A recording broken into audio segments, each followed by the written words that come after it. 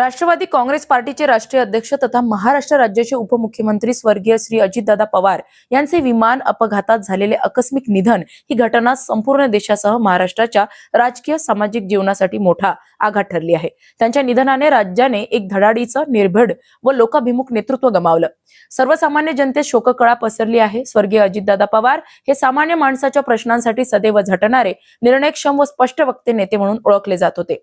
विकासाभिमुख दृष्टिकोन, प्रशासनावरची पकड आणि कार्यकर्त्याशी असलेले आपुलकीचे नाते ही त्यांच्या राजकारणाची प्रमुख वैशिष्ट्य होती।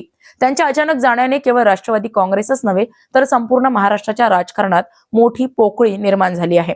या महान नेत्यास भावपूर्ण श्रद्धांजली अर्पण करण्यासाठी खामगाव येथे दिनांक 30 जानेवारी 2026 रोजी राष्ट्रपिता महात्मा गांधी बगीचा शहर पोलीस स्टेशन समोर सर्वपक्षीय श्रद्धांजली कार्यक्रमाचे आयोजन करण्यात आले होते। या कार्यक्रमात शहरातील विविध राजकीय पक्षाचे नेते, पदाधिकारी, सामाजिक संघटनेचे प्रतिनिधी तसेच मोठ्या संख्येने नागरिक उपस्थित होते।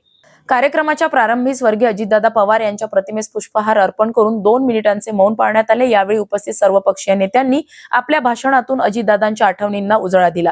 त्यांच्या नेतृत्वाखाली राज्यात झालेली विकास कामे, शेतकरी, कामगार व सर्वसामान्य जनतेसाठी घेतलेले धाडसी निर्णय याच वेळी याचा विशेष उल्लेख करण्यात आला। अनेक वक्त्यांनी सांगितले की अजितदादा पवार हे मतभेदापलीकडे जाऊन काम करणारे नेते होते। विरोधकांशीही संवाद साधून विकासासाठी निर्णय घेण्याची त्यांची भूमिका नेहमीच प्रेरणादायी राहिली। त्यांच्या निधनाने महाराष्ट्राने प्रभावी नेतृत्व गमावले असून ही आणि कधीही भरून न निघणारी आहे, अशा भावना यावेळी व्यक्त करण्यात आल्या। श्रद्धांजली कार्यक्रमाच्या वेळी परिसरात शोकाकुल वातावरण होते। उपस्थित नागरिकांच्या डोळ्यात अश्रू तर मनात आपल्या लाडक्या नेत्यांविषयी अपार आदरभाव दिसून येत होता।